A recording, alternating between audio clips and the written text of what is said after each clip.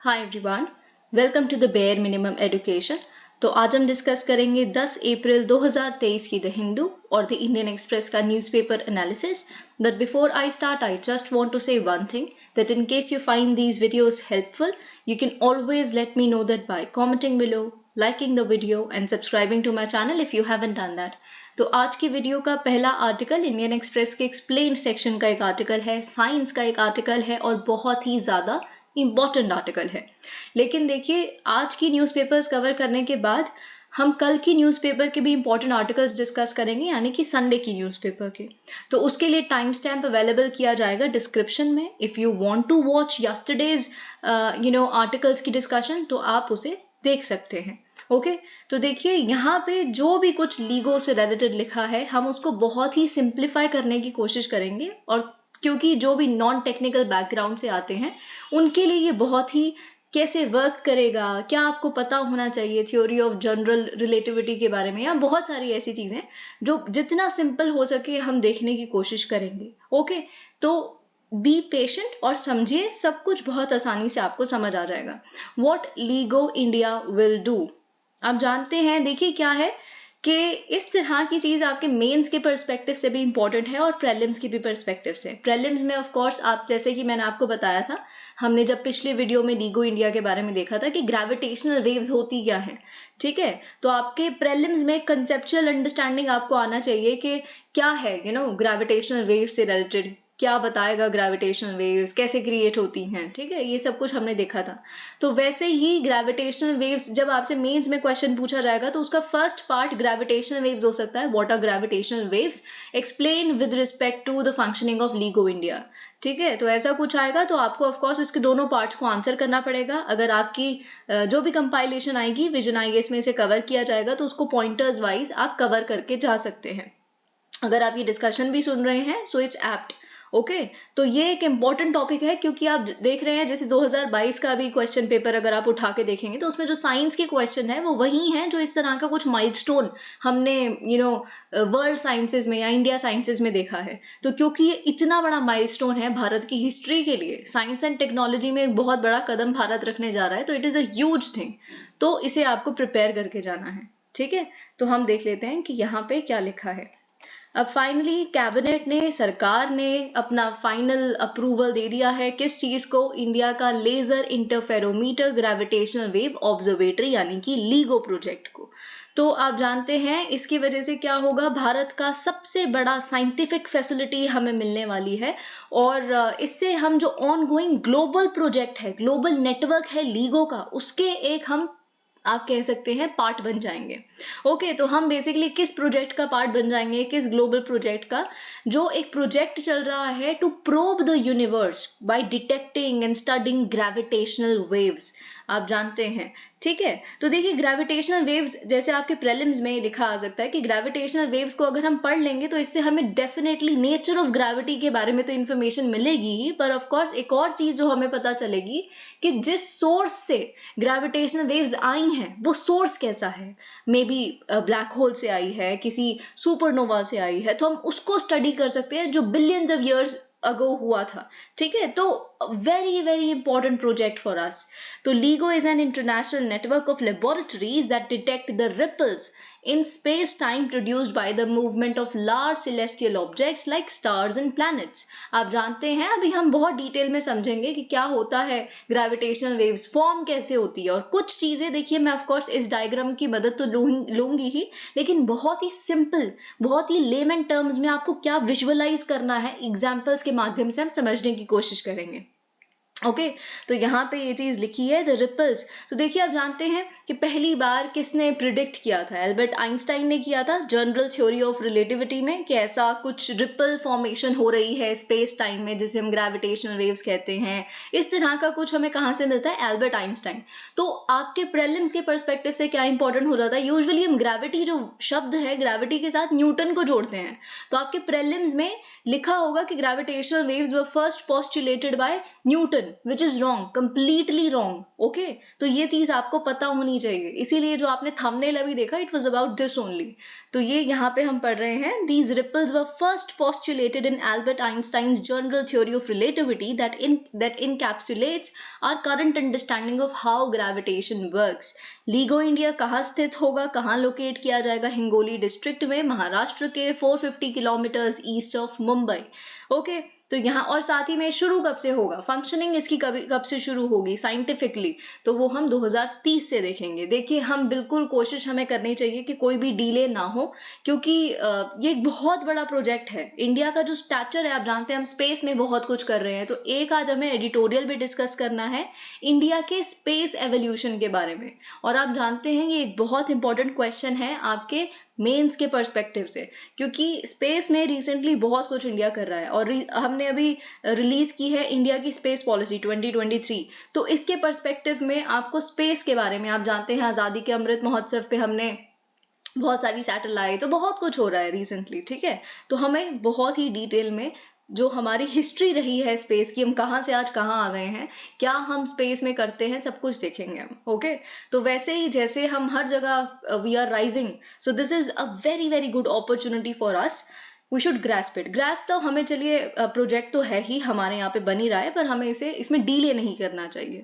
Newton's law of gravitation, तो आप जानते हैं जो English mathematician sir Isaac Newton had postulated that the force that makes any object fall, आप जानते हैं हम न्यूटन को जोड़ते हैं ग्रेविटी के साथ, ठीक है।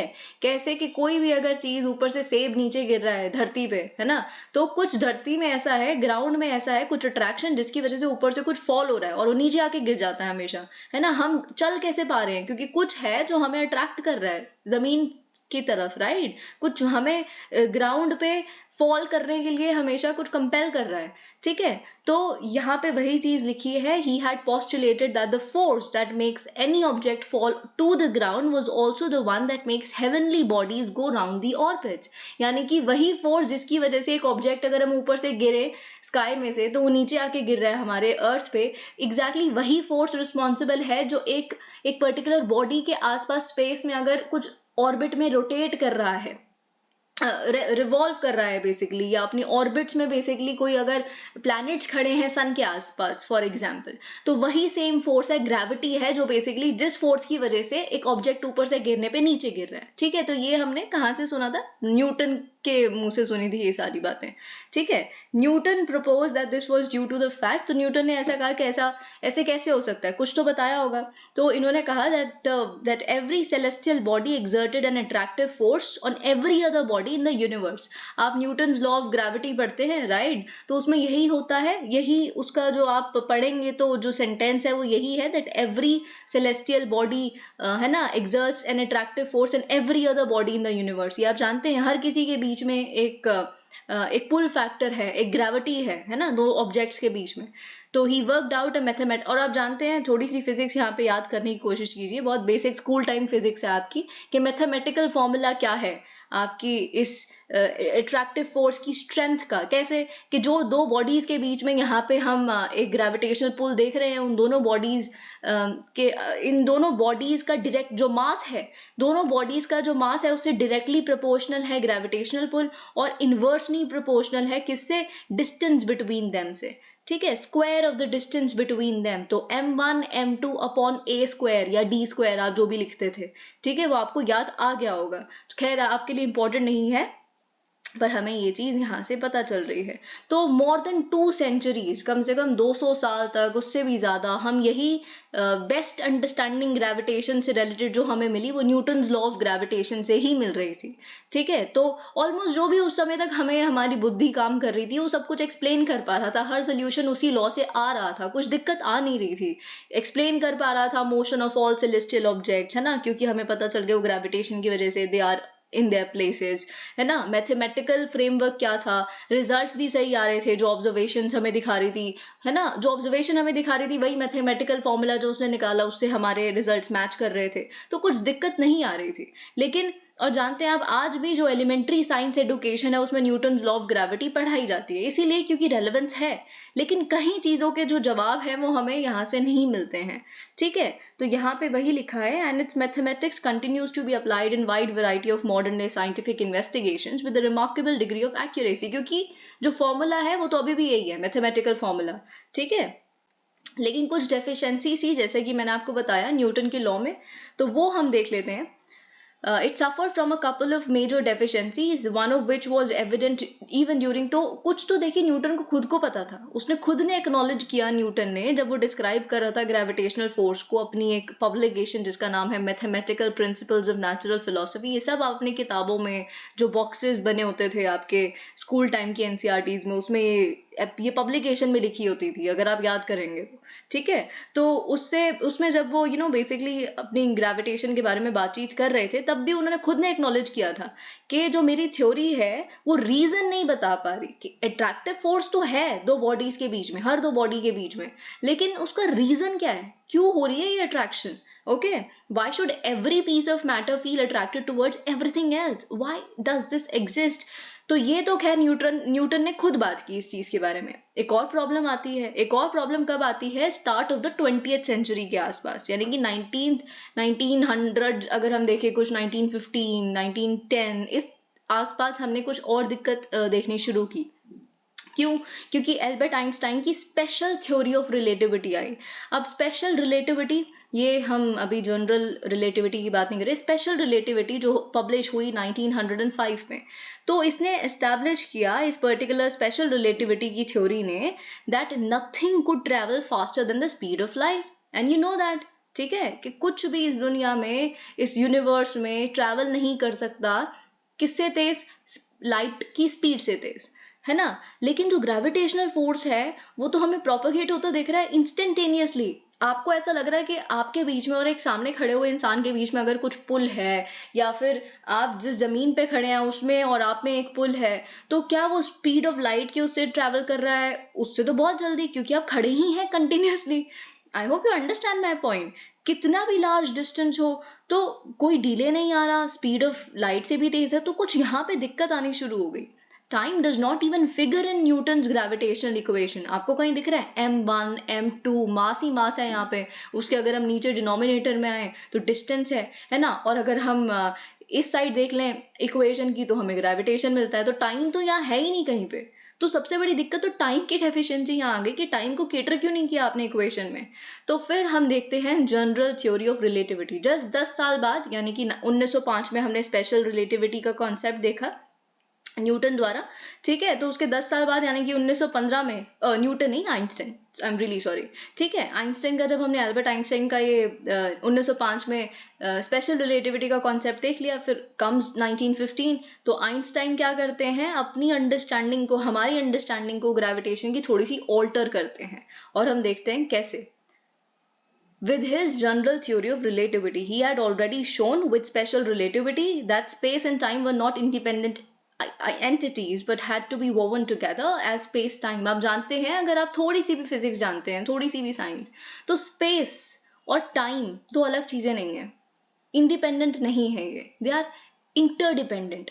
Okay, they are woven together as space time. जब मैं आपको ग्रेविटेशनल वेव्स के बारे में बता रही थी तो मैंने क्या बताया था आपको, ग्रेविटेशनल वेव्स के बारे में जब हम उस दिन हमने लास्ट में आर्टिकल एक एडिटोरियल के माध्यम से जब डिस्कस किया था, तो मैंने आपको क्या बताया था, that gravitational waves are nothing but ripples in space time caused by some of the most violent and energetic processes in the universe like supernova, like black holes, merger of black holes। इस तरह की चीजों की वजह से जो space time में कुछ रिपल्स बन जाते हैं उन्हें हम ग्रेविटेशनल वेव्स कहते हैं।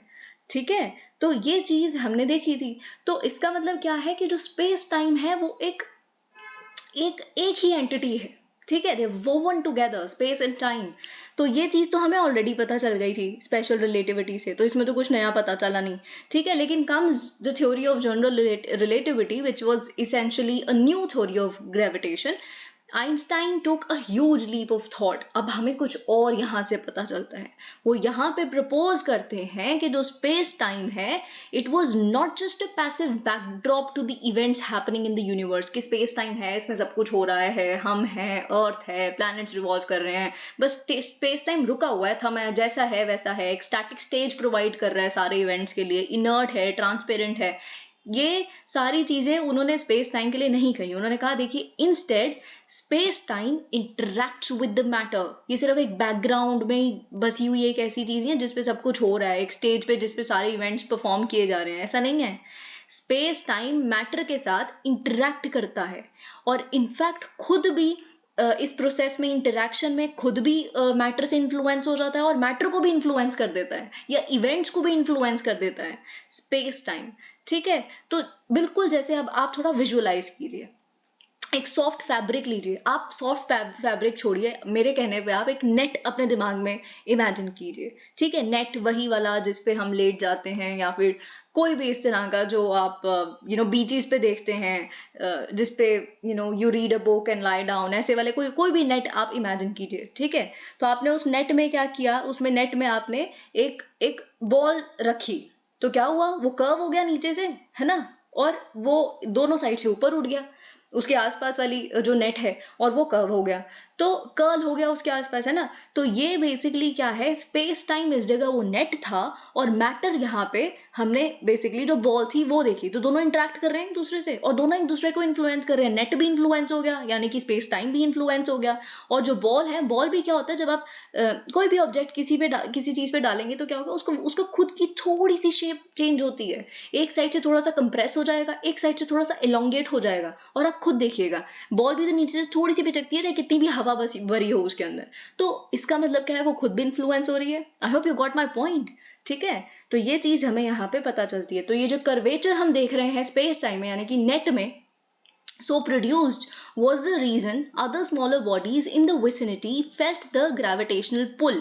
अब देखिए आप क्या करेंगे, आप इस नेट में, अभी आप वही बॉल वहीं पड़ी हुई है जहां भी हमने छोड़ी लास्ट, ठीक है, तो उसके आसपास छोटी छोटी सी और बॉल्स पड़ी हैं। ठीक है, तो ऑफ कोर्स जब नेट की ही शेप चेंज हो गई, स्पेस टाइम की ही शेप चेंज हो गई, just saying in crude terms. ठीक है, तो इससे क्या हुआ, वो जो और बॉडीज हैं डेफिनेटली वो भी तो उस चेंज को जो उस बॉल की वजह से आया है उसको थोड़ा सा फील कर पाएंगी। ठीक है, तो यही तो ग्रेविटेशनल पुल है। ओके, इस जगह इस तरह से, मतलब ग्रेविटेशनल पुल कोई फोर्स है ही नहीं, it is no force at all, it is just a curvature in space time. Okay, तो ये चीज हमें पता चल रही है, since the space time itself is curved around the heavier mass, other nearby objects moving normally in straight lines in this space time, वो उनका अपना space time है, लेकिन वो impact हो जाते हैं इस space time के change की वजह से। They find themselves going around the central mass. The heavier the mass in the center, आपने यहाँ पे देखा, the steeper and bigger is the curvature in space time। जितनी भारी बॉल, जितना उसका central mass, उतना ज्यादा space time में curvature, उतना ज्यादा वो round हो जाएगा उसके आसपास नेट। ठीक है, and stronger and more extended is the gravitational field. जितना ज्यादा मास, क्योंकि मास के तो डायरेक्टली प्रोपोर्शन वाली चीज हमें पता ही है ना, तो जितना ज्यादा मास उतना ज्यादा ग्रेविटेशनल फील्ड। ओके, इतना strong. With this one mind bending idea, तो आप खुद सोच सकते हैं कि कितना ज्यादा माइंड बॉगलिंग आइडिया है ये, ठीक है, जो आइंस्टाइन लेके आए। With this one mind-bending idea, Einstein was able to explain the origin of gravitational force and also the reason for the perpetual near-circular motion of all heavenly bodies. As physicist, बाकी जो और आए उन्होंने बोला अब देखिए ये बहुत ही आसान तरीके से किसी और एक साइंटिस्ट ने पुट किया इस बात को, कि जो मैटर है, matter tells space time how to curve. बिल्कुल, बॉल जब हमने उसके ऊपर नेट के ऊपर रखी, एक सॉफ्ट फैब्रिक के ऊपर रखी, तो बॉल ने बताया स्पेस टाइम को, यानी कि नेट को, कि आपने कर्व कितना करना है ना, मेरी शेप के आसपास कर्व करेंगे आप। ठीक है, लेकिन स्पेस टाइम असल फिर बदले में क्या करती है, स्पेस टाइम मैटर को बताती है कि आपको चलना कैसे है। Space time tells matter how to move. ठीक है, तो ये चीज हमने देखी, यानी कि आसपास जो हेवनली बॉडीज हैं, the space time would give it a direction, give them a direction. Okay, तो ये चीज also this model of gravity does not involve instantaneous propagation of force. The experience of pull towards the central mass happens at the speed of light. Yes, जो बाकी आसपास वाली bodies हैं जो आसपास घूम रही हैं फॉर एग्जाम्पल, उसके बीच में और बीच वाली बॉडी के बीच में जो आप लाइट की स्पीड है ना, उतना ही बेसिकली पुल है, उतनी स्पीड से ही पुल लग रहा है. तो मतलब इंस्टेंटेनियस चीज नहीं हो रही. ठीक है, ये चीज अपने दिमाग में रखिएगा. यहाँ पे इसका मतलब क्या हुआ कि स्पीड ऑफ लाइट जो स्पेशल रिलेटिविटी से हमें पता चला था कि उससे तेज कुछ नहीं सफर कर सकता, तो वो भी होल्ड हो गया यहाँ पे. ठीक है. Gravitational waves. अब आती है ग्रेविटेशनल वेव्स, जिसकी डेफिनेशन अभी हमने डिस्कस की. जनरल रिलेटिविटी, इसी ने प्रिडिक्ट किया कि जो मूविंग ऑब्जेक्ट्स हैं, जो आप स्पेस टाइम में मूव कर रहे हो, अगर कोई बॉडी है ना, तो वो जनरेट करती है रिपल्स स्पेस टाइम में, जिसे हम ग्रेविटेशनल वेव कहते हैं. बिल्कुल वैसे ही जब एक बोट पानी में बेसिकली चल रही होती है, तो बोट भी रिपल्स फॉर्म करती है वाटर के अंदर, एग्जैक्टली वैसे ही. ठीक है. तो because these are ripples in the space-time itself, gravitational waves have the effect of causing a temporary deformation in a body when it comes in contact. तो वही चीज दिखी है यहाँ पे कि ये क्योंकि क्या है, स्पेस टाइम ही चेंज हो गया पूरा. ठीक है. तो कोई और जब उसके कांटेक्ट में आता है तो बॉडी भी चेंज होती है. जैसे मैंने आपको बताया, बॉल भी तो चेंज हो रही थी. ठीक है. तो वैसे ही एक तरफ से थोड़ा सा इलोंगेटेड, एक तरफ से थोड़ा सा कंप्रेस्ड, स्क्वीज्ड, है ना. तो वो इतना कम होता है वो चेंज कि हमें नजर नहीं आता. वो बहुत ही कम. और यही लीगो का रैशनल है. हमें पता नहीं चलता और वही हमें डिटेक्ट करना है. तभी तो बहुत कॉम्प्लेक्स है ये, और इतना बड़ा माइलस्टोन है कि वो भारत में होने जा रहा है. ठीक है. Since the space-time itself elongates or contracts during the propagation of the gravitational wave, everything lying in that space-time also goes through the same experience. ठीक है. This effect is similar to a ball being slightly squeezed along any of its diameters. जैसा कि मैंने आपको बताया, the ball flattens a bit in the direction of the pressure applied and bulges out in the perpendicular direction. ये बात आप जानते हैं. नीचे वाली जगह से थोड़ा सा फ्लैट, ऊपर से थोड़ा सा बल्ज, है ना. तो ये चीज हमने देख ली. When a gravitational wave, अब जैसे वैसे ही अर्थ के थ्रू भी अगर कोई एक ग्रेविटेशनल वेव है वो पास करती है ना, तो passes the earth, तो वैसे ही the earth gets squeezed in one direction and bulges in the perpendicular direction. लेकिन वही है ना एक और चीज. Now gravitation, or basically gravity, is the weakest of all natural forces. आपके प्रीलिम्स के पर्सपेक्टिव से बहुत इंपॉर्टेंट है, और ये चीज मैं आपको पहले भी बता चुकी हूँ. अब अगेन अगर आपने साइंस स्ट्रीम ली थी अपने 11th-12th में, तो आपने 11th की अपनी किताब में देखा होगा कि उसमें I think first chapter, if I am not wrong, तो उसमें उस चैप्टर में एक बॉक्स बना होता है कि इन द डिसेंडिंग ऑर्डर कि सबसे ज्यादा वीकेस्ट नेचुरल फोर्स कौन है, स्ट्रॉन्गेस्ट नेचुरल फोर्स कौन है, ऐसे लिखा होता है. न्यूक्लियर फोर्स होता है उसमें, बहुत सारे और फोर्सेस के बारे में. तो आपको वहां से पता चलता है कि जो ग्रेविटी है, it is the weakest of all natural forces. तो इसका जो डिफॉर्मिंग इफेक्ट है, जो थोड़ा शेप में चेंज आ रही है ग्रेविटेशनल वेव्स की वजह से, इट इज एक्सट्रीमली स्मॉल, है ना. यही रीजन है कि बेसिकली हमें 100 साल से भी ज्यादा लग गए इस चीज को एक्सपेरिमेंटली वेरीफाई करने में. ठीक है. Even though many other prediction of general relativity were tested repeatedly during the same period. How LIGO works, LIGO कैसे काम करता है, असल क्वेश्चन ये है. अब देखिए, हमें बेसिकली जो चेंज आ रहे हैं ना, ये ग्रेविटेशनल वेव की वजह से जो इफेक्ट आ रहा है, यही हमें मेजर करना है. ठीक है. सो LIGO is to measure these tiny effects of gravitational waves that scientists have set up.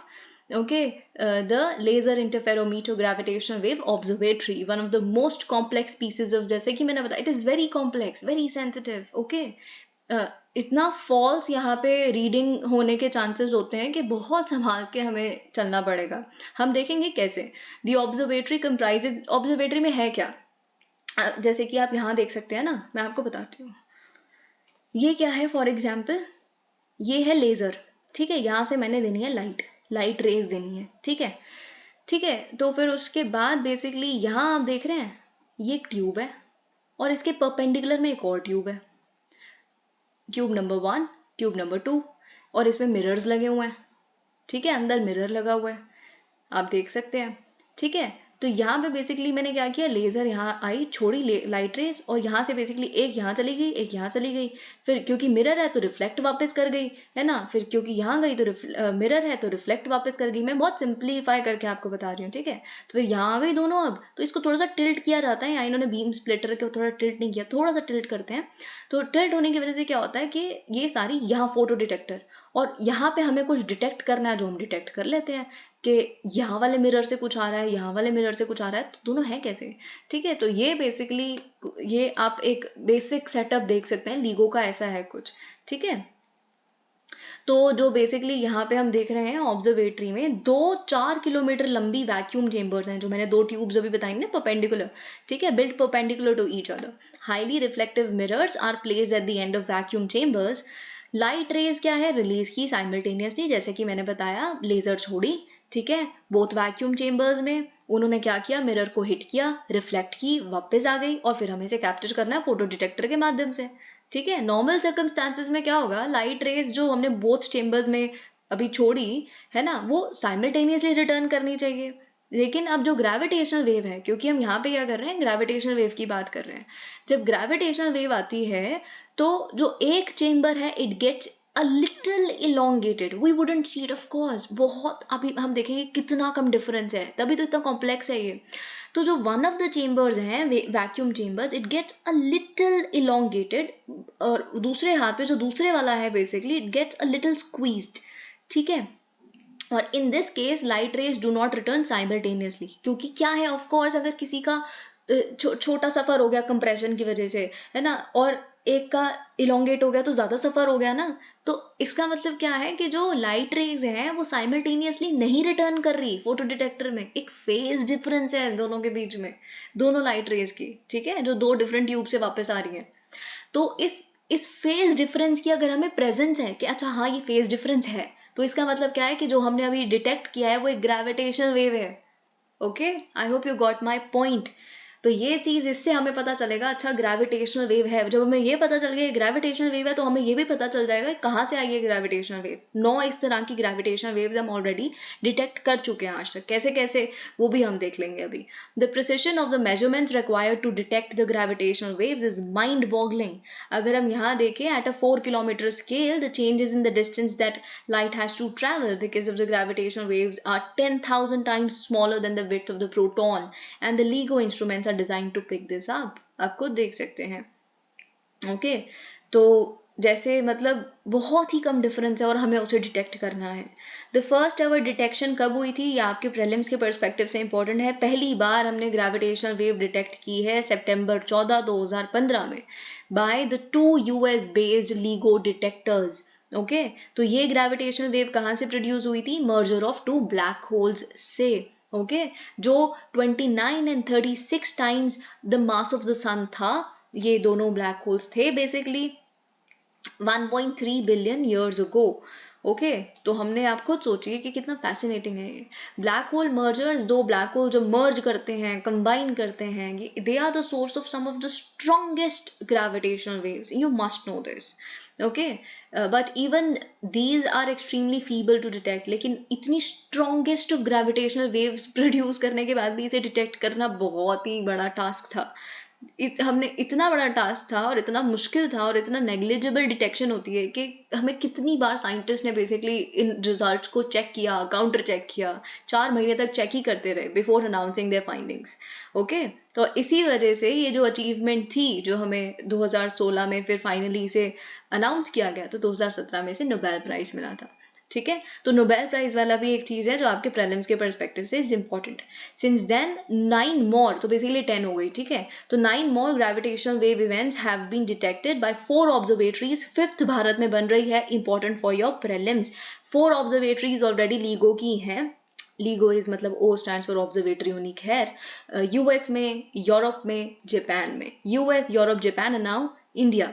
5th node of this international network कहाँ आ रहा है, इंडिया में, ठीक है। और पॉसिबली लास्ट भी है, क्योंकि फॉर द टाइम बीइंग सारा जो संसार का ग्रेविटेशनल वेव डिटेक्शन से रिलेटेड फैसिनेशन है वो यहाँ आके बेसिकली सेशिएट हो जाती है। तो India would do a good job and इससे ज़्यादा भी फॉर द टाइमिंग और कहीं सेटअप करने की ज़रूरत नहीं है। The instruments at these observatories are so sensitive, जैसे कि मैंने बताया कि ईजिली इन्फ्लुएंस हो जाती हैं अर्थक्वेक्स, लैंडस्लाइड्स, इस तरह की, या ट्रक मूव कर रहा है इनफैक्ट इसी से, और फॉल्स रीडिंग दे देती हैं। तो इसीलिए हमें मल्टीपल ऑब्जर्वेटरीज की ज़रूरत है कि हमने जो सिग्नल बेसिकली हमें पता चला है, हमें लग रहा है ग्रेविटेशनल वेव है, तो इसको रीवैलिडेट करने के लिए मल्टीपल ऑब्जर्वेटरीज की ज़रूरत होती है। लेकिन अभी क्या है कि अगर चांसेस ये हैं कि दो ऑब्जर्वेटरीज जो डिफरेंट जोग्राफीज में स्थित हैं, है ना, तो ऑफ कोर्स दोनों के दोनों फॉल्स तो नहीं प्रोड्यूस कर देंगे, इसीलिए हमें और ऑब्जर्वेटरीज की जरूरत होती है। But the two detectors at the bare minimum are the bare minimum needed.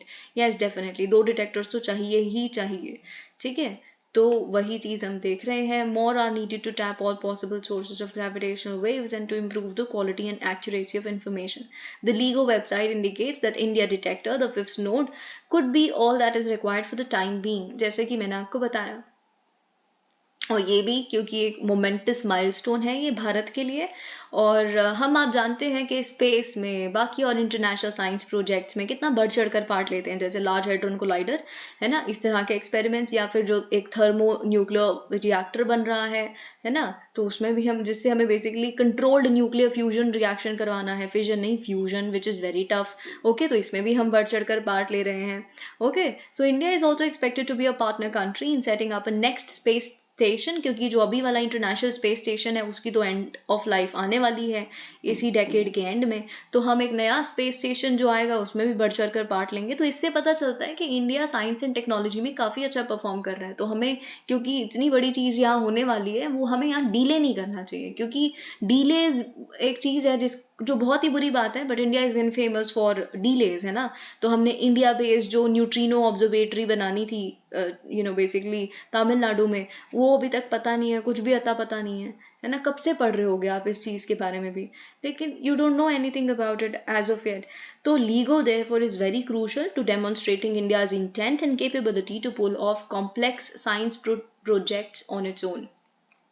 कि हम बेसिकली क्या है ना कि हम खुद से इतना बड़ा प्रोजेक्ट भारत में लगा सकते हैं। बाकी इतने बड़े बड़े प्रोजेक्ट्स का पार्ट होना बहुत अलग बात है, लेकिन इंडिया में, है ना, कि हमारे महाराष्ट्र में हम खुद से ऑब्जर्वेटरी बना रहे हैं, फिर हम एक्सपेरिमेंट्स कंडक्ट कर रहे हैं, तो ये इससे बेसिकली पता चलेगा कि हम खुद इतने कॉम्प्लेक्स साइंस प्रोजेक्ट को वो होल्ड कर सकते हैं, चला सकते हैं, रन कर सकते हैं।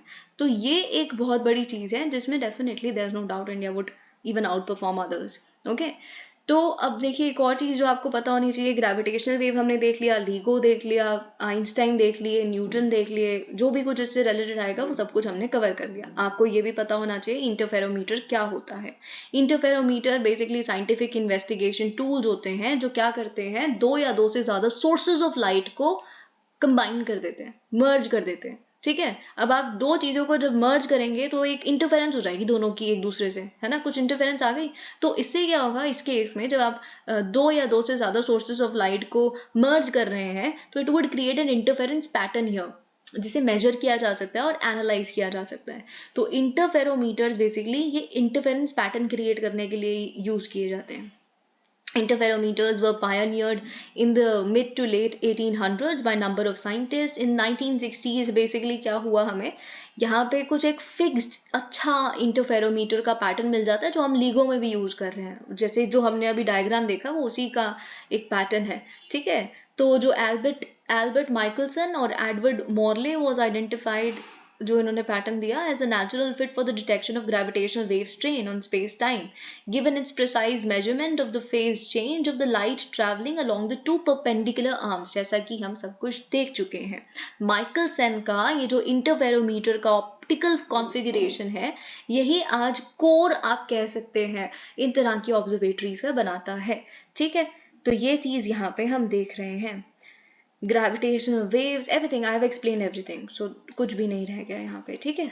अब देखिए यहाँ पे क्या है, in Spain evidence that Bronze Age humans took psychoactive drugs, आप जानते हैं ब्रॉन्ज एज के जो ह्यूमंस हैं उनको किन चीज़ों के लिए क्रेडिट किया जाता है कि बहुत सारी सिविलाइजेशनल एडवांसमेंट्स उन्होंने की, जैसे इरिगेशन की इन्वेंशन, व्हील की इन्वेंशन, राइटिंग सिस्टम्स की invention and the ability to क्या वेपन्स बनाना ड्यूरेबल मेटल से, और ब्रॉन्ज का मतलब ही एक मेटल है, तो जो नाम है उनका, वो जो इनकी कैपेबिलिटी थी ब्रॉन्ज एज के लोगों की कि उन्होंने ड्यूरेबल मेटल से वेपन्स बना दिए, है ना, तो इसी से जो ब्रॉन्ज एज है वो नाम इनको मिलता है।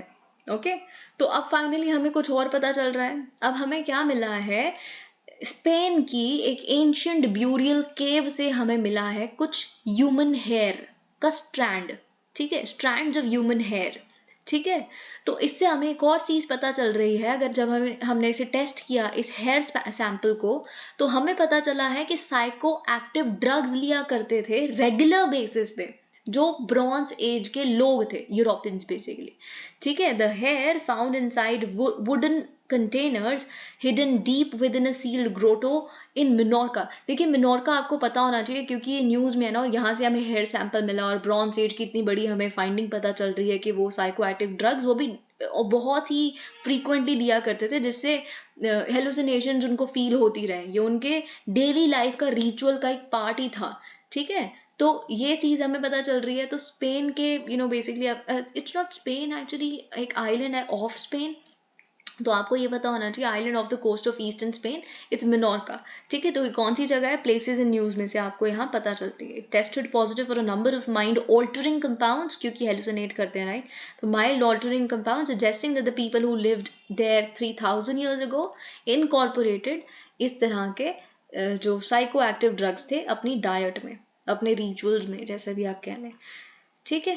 तो अब देखिए हमें वो एडिटोरियल डिस्कस करना है, awaiting lift off into the second space age, जो बेसिकली हम कह रहे थे कि एवोल्यूशन कैसा रहा है इंडिया की स्पेस जर्नी का, जो आपको पता होना चाहिए। तो यहाँ पे बहुत सारे पॉइंटर्स आप ले सकते हैं। इनफैक्ट ये पूरा अगर आप एडिटोरियल ही केवल पढ़ लें और आपसे एक क्वेश्चन पूछ लिया जाता है कि आप evolution of India space journey पे एक आंसर लिखें, तो आप यहाँ से कम 6-7 पॉइंट्स निकाल सकते हैं, इनफैक्ट ज़्यादा भी अगर आप ढंग से पढ़ें, और आपका आंसर कंप्लीट हो जाता है, ठीक है। बाकी तो ऑफकोर्स आप न्यूज़ सुनते हैं, देखते हैं, रिसेंटली इसरो क्या कर रहा है, ये सब कुछ आपको पता है, तो बाकी वहाँ से थोड़ा कॉमन सेंस यूज़ करके यू थ्रू, ठीक है। तो आप जानते हैं जो स्पेस एज है इसकी शुरुआत होती है 1957 में।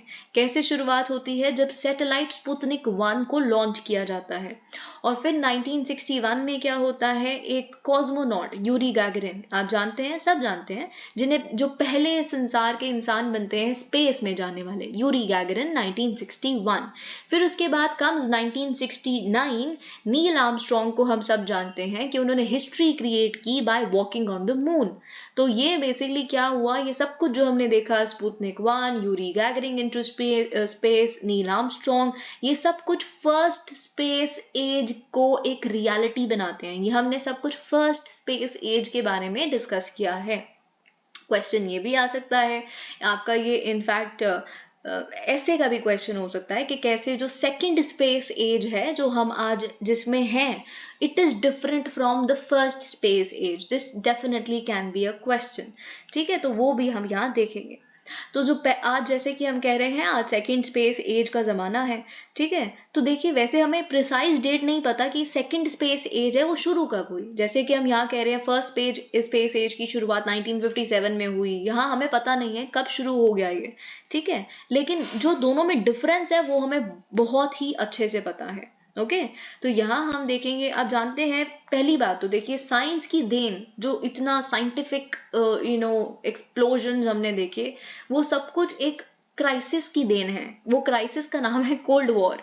तो इसीलिए कहते हैं कि crisis can definitely be made an opportunity. तो उसका एग्जाम्पल सबसे खूबसूरत हमें cold war wasn't a good thing, क्योंकि दो कंट्रीज यहाँ पे प्रॉक्सी वॉर्स में और बहुत सारी और तरह की दिक्कतों में इन्वॉल्व थी, ऑल्दो लड़ नहीं रहे थे, वॉर नहीं लड़ रहे थे, पर कोल्ड वॉर थी इन दोनों देशों के बीच में, यूएसएसआर और यूएसएसआर वाजंट अ सिंगल देश ऑल्दो, बट यूएसएसआर और यूएस के बीच में। लेकिन इनकी वजह से दोनों एक दूसरे से कंपटीशन में लगे हुए थे। तो अगर कोई एक सैटेलाइट बना रहा है तो दूसरा कहता था हम अपना एस्ट्रोनॉट ही भेज देंगे, कोई और अगर कंप्यूटर बना रहा है तो दूसरा कहता था कि हम दूसरी इंटेलिजेंस सुपर कंप्यूटर बना देंगे। तो ये ऐसे करते करते संसार को साइंस मिलती रही और हम खुश हैं सारे। आज जो भी कुछ आप साइंटिफिक एक्सप्लोजन इस तरह का देख रहे हैं उसकी शुरुआत मोर और लेस आप कह सकते हैं, मोर और लेस भी क्या, बिल्कुल डेफिनेटली कोल्ड वॉर की वजह से हुई।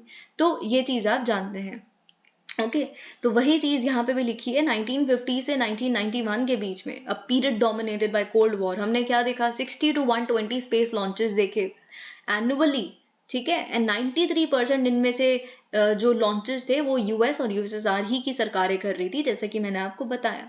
अब 30 साल बाद हम क्या देख रहे हैं, 30 साल बाद यानी कि आज के समय में हम क्या देख रहे हैं कि सिर्फ अब दो यही एक्टर्स नहीं रह गए कि 93% जो स्पेस लॉन्चेस हैं यही दोनों कर रहे हैं, बिल्कुल नहीं। There are a lot of actors अब स्पेस के सीन में, ठीक है। और साथ ही में सबसे जो डिफरेंट है इस बार वो ये है कि बहुत सारी प्राइवेट कंपनीज भी हैं इसमें। जैसे पिछले साल क्या हुआ, अराउंड हमने 180 रॉकेट या स्पेस लॉन्चेस देखे, ठीक है। और इसमें से 61 बेसिकली एलॉन मस्क की स्पेस एक्स ने किए थे।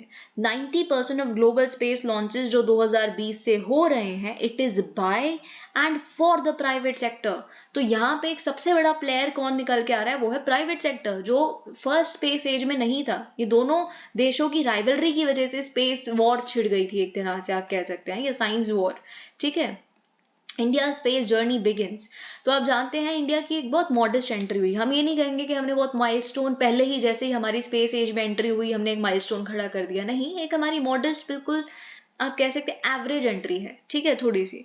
तो यहाँ पे ऐसा क्या हुआ, फर्स्ट स्पेस एज में भी हमने अपना योगदान दिया है 1960s में। कैसे, हमारा जो फर्स्ट साउंडिंग रॉकेट था, एक मेरे किसी वीडियो का थंबनेल भी था ये, अगर आप याद करें तो आपको याद आ जाएगा कि कैसे आप जानते हैं कि जो नाइक अपाचे है ना, कैसे एक चर्च के एरिया को फिट समझा गया कि वहां से बेसिकली लॉन्च होना चाहिए। फिर वहां के बिशप के रूम को, या फिर बाकी जो आसपास का हॉल था उस चर्च का, वहां पे सारे इंजीनियर्स का रूम बना। तो बहुत सारी ऐसी चीजें हमने डिस्कस की थी। जो फर्स्ट साउंडिंग रॉकेट था ये एक यूएस सप्लाइड नाइक अपाचे था। तो बिल्कुल आत्मनिर्भर तो वाली चीज यहाँ फुली नहीं थी इंडिजिनस, क्योंकि अभी तो हम आजाद हुए थे, पर हम एक फर्स्ट मूवर थे, that was a good thing, ठीक है। तो फर्स्ट साउंडिंग जो rocket, a US supplied Naik Apache was launched at Tumba in Kerala 1963, and in 1969 क्या हुआ, ISRO was set up, okay तो ये चीज हमें पता चल रही है, it has come a long way since. और आज देखिए ISRO is one of the finest space agencies and everybody knows it. तो ये आज हम जो इतना लंबा सफर तय करके आए हैं, इसमें आज 15,000 एम्प्लॉयज हैं इसरो में। एनुअल बजट जो स्पेस को मिलता है वो 12,000 करोड़ टू 14,000 करोड़ है रिसेंट ईयर्स में, विच इज ह्यूज, है ना। Through these decades it has sought to prioritise society. और आप जानते हैं सबसे जो बड़ी चीज है हमारे स्पेस सेक्टर की, वो कैसे स्पेस को यूज किया गया है, सैटेलाइट्स को, सोसाइटल ऑब्जेक्टिव्स के लिए। और ये आप क्वेश्चन भी बन सकता है, how India space sector has been use for societal objective, specially कोविड-19 के समय पे आपको याद होगा कि कैसे जो क्लासेस हैं वो रन की गई थी, चैनल्स जो बेसिकली हर क्लास वाइज चैनल्स थे, ओके तो टाइम डिसाइड किया गया, तो सैटेलाइट बेस्ड एजुकेशन थी, ठीक है। Its first major project was SITE, satellite instructional television experiment, जिसमें क्या था, हमने लीज किया था एक यूएस की सैटेलाइट को 1975-76 में for educational outreach across 2400 villages. तो आप पॉइंट 1 यहाँ से क्या मिलता है, SITE, satellite instructional television experiment for educational outreach to 2400 villages, ठीक है। तो ये चीज हमें पता चलती है। तो सैटेलाइट टेक्नोलॉजी फिर हमें और भी क्या पता चलता है कि एक मास कम्युनिकेशन टूल बन सकती है। इसने फिर हमें इस ज्ञात ने, इस रियलाइजेशन ने लीड किया to INSAT series in 1980s which was followed by GSAT series, ठीक है। तो ये सारी चीजें मिलके बेसिकली हमारी कंट्री का टेलीकम्युनिकेशन और ब्रॉडकास्टिंग इंफ्रास्ट्रक्चर की बैकबोन बन जाती है, ठीक है। तो ये चीज, फिर उसके बाद आप जानते हैं रिमोट सेंसिंग कैपेबिलिटी डेवलपमेंट आ गई, ठीक है। तो जो हमने स्पेस बेस्ड इमेजरी को यूज़ किया वेदर फॉरकास्टिंग के लिए, अभी हमने रिसेंटली क्या देखा, Oceansat, earth observation satellite, जो मीटरोलॉजी में यूज़ किया जा रहा है ना। फार्मर्स को ये बताना कि देखिए आज आप प्लीज़ यहाँ पे फिशिंग करने, फिशरमैन को बताना आप फिशिंग करने मत जाइए क्योंकि आज सी थोड़ा रफ होने वाला है, उनको SMS भेजना है। ये सब कुछ स्पेस सैटेलाइट इस तरह की चीज़ों की वजह से हो पाया है, राइट। तो यहाँ पे हम वही देख रहे हैं, एग्रीकल्चरल यील्ड्स कितनी सही रहेंगी, सॉइल क्या है, मॉइस्चर कितना है, सब कुछ, ground water, watersheds, urban management, fisheries, ये सब कुछ आज हम स्पेस सेक्टर के अम्ब्रेला के अंडर देख रहे हैं और कितना सोसाइटल कंट्रीब्यूशन देख रहे हैं, ठीक है। Following the Indian Remote Sensing Program, this plan grew with the OceanSat and Cartosat series. The field of satellite-aided navigation emerged later. फिर हमने क्या देखा, ऑब्वियसली हमने नाविक वगैरह ये सब कुछ आप जानते हैं, अब हम देख रहे हैं। लेकिन आप गगन के बारे में ज़रूर लिखिए। गगन क्या है, एक जॉइंट प्रोजेक्ट है between ISRO and airports authority of India. इससे बेसिकली हम ऑगमेंट करना चाहते हैं ग्लोबल पोजिशनिंग सिस्टम कवरेज को, कैसे हम बेसिकली इंप्रूव करना चाहते हैं air traffic management over the Indian air space. So Gagan is also an example for you, है ना। तो आप नाविक के बारे में लिखिए, navigation with Indian constellation, okay.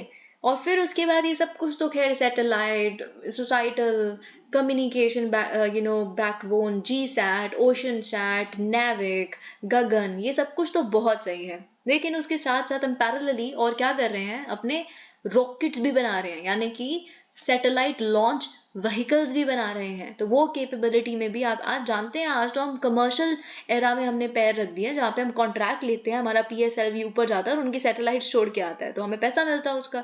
तो वो बहुत ही एक अच्छी चीज़ है। लेकिन इसकी शुरुआत आप जानते हैं सैटेलाइट लॉन्च व्हीकल 1 से हुई 1980s में। और इसके 10 साल बाद हमने क्या देखा, इसरो ने बेसिकली अपना वर्क हॉर्स बना लिया जिसका नाम है PSLV।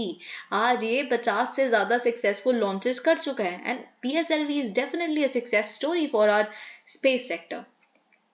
जैसे कि अब हम यहाँ देख रहे हैं, the origins of second space age can be traced to the internet, definitely so. जो आज का स्पेस एज है, इसका लिंक इंटरनेट के साथ ही है। इंडिया की अगर हम बात करें, the process began accelerating as the 1990s saw the emergence of private TV channels together with cable TV, followed by direct-to-home transmissions. The demand for satellite transponders and ground-based services exploded. Today, more than half of the transponders, okay, this is not important, पिछले 15 साल में हमने क्या देखा है, mobile telephony, smartphone, जिसका explosion हो गया है। तो डेटा रिच सोसाइटी बन गई है भारत, डेटा हंग्री सोसाइटी भी बन गई है। OTT, 5G प्रॉमिस, अभी तो 6G का भी विजन निकाल दिया गया है क्योंकि हम ताकि उसको ग्रास्प कर सके। 5G में हम थोड़ा लैग कर गए, पर 6G का भी हमने विजन डॉक्यूमेंट निकाल दिया है, ठीक है। तो ये सब कुछ बेसिकली कैसे पॉसिबल हो पा रहा है, सैटेलाइट बेस्ड सर्विसेज की वजह से। अगर 2020 की हम बात करें, ग्लोबल स्पेस इकोनॉमी को एस्टिमेट किया जाता है एट अराउंड $450 बिलियन, और 2025 तक ग्लोबल स्पेस इकोनॉमी $600 बिलियन चली जाएगी। अगर हम इंडियन स्पेस इकोनॉमी की बात करें तो 2020 का ये डेटा अगर हम देखें, हमें एस्टिमेट किया जाता है एट अराउंड $9.6 बिलियन, $9.6 बिलियन, और हम एक्सपेक्ट करते हैं 2025 तक हम $13 बिलियन तक पहुंच जाएंगे, विच इज़ गुड, बट हमारा पोटेंशियल इससे कहीं गुना ज़्यादा है। और इंडियन स्पेस इंडस्ट्री, ऐसे बहुत सारे एक्सपर्ट्स भी ये कहते हैं कि हम बहुत ईजिली एक्सीड कर सकते हैं $60 बिलियन को बाय 2030, और इससे कम से कम 2 लाख जॉब्स और बनेंगी। ओके, अब आपको याद होगा कैसे हमने डिस्कस किया है कि रूरल एरियाज की जो स्कूल गोइंग चिल्ड्रन हैं, गर्ल्स हैं, उनको कितना प्रेरित किया जा रहा है। बहुत सारे सॉन्ग्स लिखे जा रहे हैं कि जो बच्चे हैं वो डाइवर्सिफाइड फील्ड, वो साइंटिस्ट बने, वो स्पेस सेक्टर में जाएं, तो उसको काफ़ी ज़्यादा प्रेरित किया जा रहा है, ठीक है।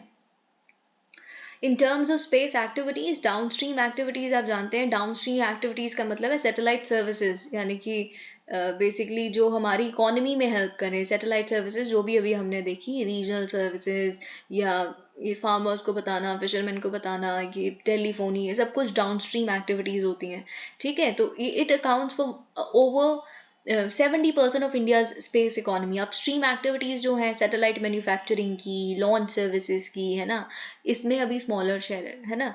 तो a similar trend can be seen in developed countries also, तो ऐसा हम कुछ बुरा नहीं कर रहे। तो वही चीज़ यहाँ लिखी है, हम सैटेलाइट बेस्ड सर्विसेज में ज़्यादा हमारा ध्यान है रादर देन लॉन्च व्हीकल्स और ये सब वगैरह में। The reason is that India has been an early adopter of, क्यों? इसलिए क्योंकि हमारे यहाँ सर्विसेज की ज़रूरत है, हम डिजिटल इनिशिएटिव इतना कुछ, जब हमारी सरकार बात करती है तो इतनी सारी डिजिटल ऐप बेस्ड सर्विसेज हैं, तो सैटेलाइट की डाउन स्ट्रीम एक्टिविटीज़ तो चाहिए ही होंगी, है ना? The growing role of the private sector is also evident in the numbers and ownership of satellites, आप जानते हैं, ठीक है? तो अगर हम डेटा देखें United Nations office for outer space affairs का, तो 8,261 सैटेलाइट्स है ऑर्बिट में अपनी, जिसमें से 5,000 आज एक्टिव है। 2010 तक अगर हम देखें 60 से 100 सैटेलाइट्स ऐसी थी जिनको एनुअली लॉन्च किया जा रहा था। Now pace has definitely picked up, launches बढ़ गए हैं एनुअल, ठीक है? तो और ये रिसेंट ईयर्स में ये पिकअप हुआ है इतना ज़्यादा। 2020 की अगर हम बात करें तो 1,283 satellites were launched which is huge, ठीक है? पहले सिर्फ 60 हो रही थी, आज हज़ारों में हो रही है। तो आज और क्या लिखेंगे आप एग्जाम्पल्स में या पॉइंटर्स में? स्टारलिंक के बारे में लिखिए, वन वेब कॉन्स्टेलेशन के बारे में लिखिए, जो जिसमें अभी एयरटेल भी, भारत ने भी बांट लिया है, ठीक है? UK Airtel, right? तो स्टारलिंक और इनकी वन वेब की जो कॉन्स्टेलेशन है, उससे आप सोचिए कि एकदम रिमोटेस्ट ऑफ रिमोट एरियाज में सर्विसेज प्रोवाइड की जा सकती हैं, ओके? तो ये चीज़ हमें पता चल रही है। Creating an enabling environment, India का जो प्राइवेट सेक्टर है, it is definitely responding to the demand of the second space age, okay? अब अगर हम थोड़े ही सालों पहले देखें, 5 साल पहले क्या था, 12 से भी कम स्पेस स्टार्टअप्स थे, आज 100 से भी ज़्यादा है सिर्फ 5 साल पहले।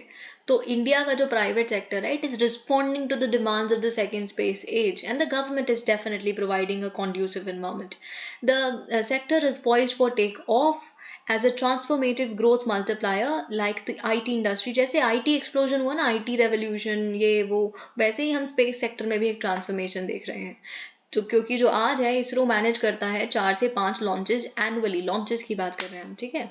और मैनेज करता है 53 operational satellites, 21 for communication, 21 for earth observation, 8 for navigation and remaining है साइंटिफिक एक्सपेरिमेंटल सैटेलाइट्स। लेकिन ये थोड़ा कम है।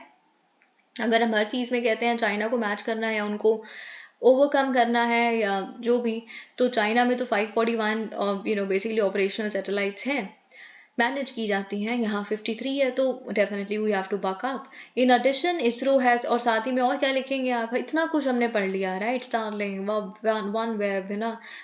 और स्टार्टअप्स हैं 100 से ज़्यादा, तो और चंद्रयान, मंगलयान, गगनयान, इसके बारे में कौन लिखेगा, ठीक है? तो गगनयान तो मैन्ड स्पेस मिशन है, तो बहुत कुछ हम गगनयान से करने वाले हैं। चंद्रयान से डेफिनेटली जो हमारा साउथ पोल में हमें जाना था, a lot of important here.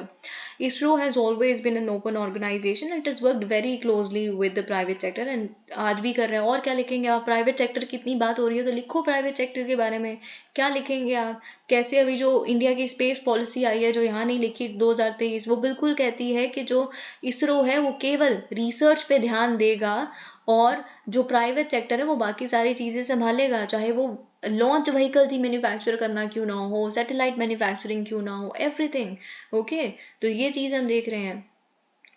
अब देखिए यहाँ पे, लेकिन एक और बात लिखी है, 2017 में क्या होता है कि सरकार ने इंट्रोड्यूस किया था पहला ड्राफ्ट स्पेस एक्टिविटीज बिल, लेकिन इट लैप्स्ड क्योंकि 2019 में फिर सरकार, बेसिकली लोकसभा डिसॉल्व हो गया उसके बाद, ठीक है? तो बहुत सारी चीज़ें आप जानते हैं प्राइवेट सेक्टर में, आप इन स्पेस लिखिए, NSIL लिखिए, ISPA लिखिए, ये सारी चीज़ें आप इन स्पेस तो लिख ही दीजिएगा। तो बेसिकली जो ऑथर है उनका ये कहना है कि अभी रिसेंटली हम पॉलिसी, जैसे अभी पॉलिसी मैंने 2023 की आपको बता दी, बड़े सारे पॉलिसी पेपर्स और भी देखते रहते हैं, ठीक है? अच्छा है, satcom policy, telecom policy, earth observation policy, foreign direct investment policy, good enough, they serve their purpose and we understand that they are serving their purposes. पर हमें एक फुल फ्लेज्ड लेजिस्लेशन चाहिए। जब हम स्पेस के बारे में इतना बात कर रहे हैं, हमारा इकोनॉमी सर्वे स्पेस के बारे में, बजट स्पेस के बारे में, इतना कुछ हम बोलते हैं स्पेस के बारे में, तो हमें एक एक्ट क्यों नहीं है, स्पेस एक्टिविटीज एक्ट? अच्छा खासा 2017 में एक बिल था, आया था, वैसा क्यों हमें नहीं कोई स्पेस एक्टिविटीज एक्ट मिलता?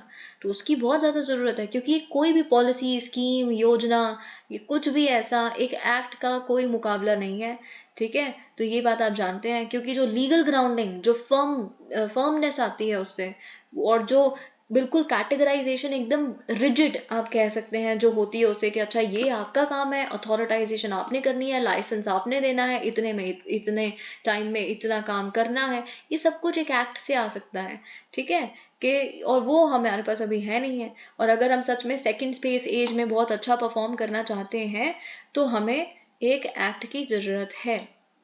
Race to the bottom. अब देखिए, आप जानते हैं चाइना ने रिसेंटली क्या किया है, फ्रीज कर दिया है 2 इंडियन जर्नलिस्ट के वीजाज को, जिसमें से द हिंदू के बीजिंग कॉरेस्पॉन्डेंट है उनमें से एक है, 2 में से एक ही है, ठीक है। तो इससे हमें पता चलता है कि जो जर्नलिस्ट हैं वो अनफॉर्चुनेटली जियो पोलिटिकल टेंशन में घसीटे जाते हैं बिटवीन टू नेबर्स, ठीक है। आप देखते हैं कि चाइना की सरकार ये कह रही है कि हमने कुछ नहीं किया। पहली बात तो इंडिया हमारे खिलाफ, हमारे चाइनीज जर्नलिस्ट के खिलाफ डिस्क्रिमिनेट करता है, हमारा बस रिस्पॉन्स है।